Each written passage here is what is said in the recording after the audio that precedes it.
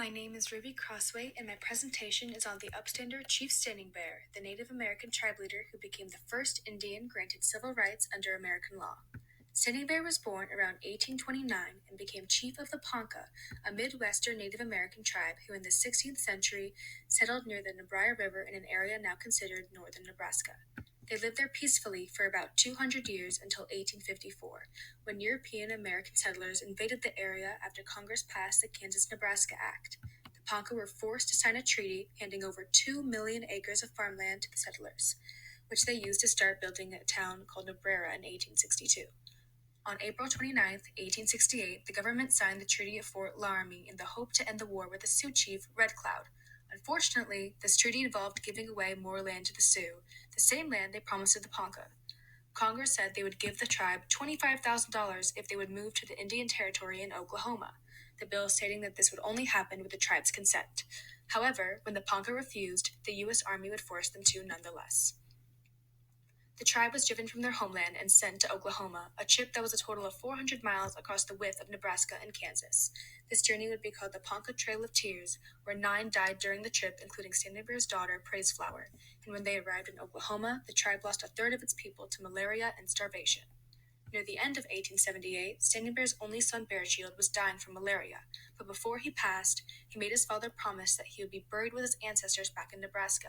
So in January 1879, Standing Bear and about 30 followers left the Oklahoma Indian Territory and started their journey back home with Bear Shield's remains, the trip taking place in the middle of winter, and they lacked adequate supplies and food.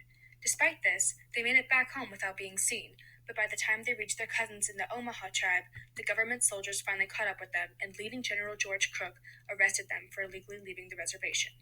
George Crook is considered one of the most well-known and greatest Indian fighters of his time, but despite his reputation, he was actually sympathetic towards the Indians and was horrified when hearing of Standing Bear's story. Instead of following orders to take the Ponca back to the Indian Territory, Crook led Standing Bear's group to his headquarters in Fort Omaha, delaying their return so the Ponca could rest, heal, and seek legal help.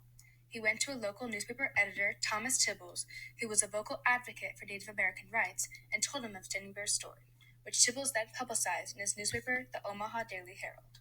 With Crook's help, Tibbles made a plan to get Standing Bear his chance at justice, helping him create a lawsuit against Crook, who represents the American government, for the wrongful imprisonment and removal of the Ponca tribe. This would lead to the Supreme Court case named Standing Bear versus Crook.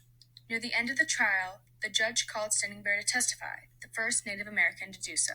He raised his hand for the judge and said, "That hand is not the same color as yours, but if I pierce it, I shall feel pain.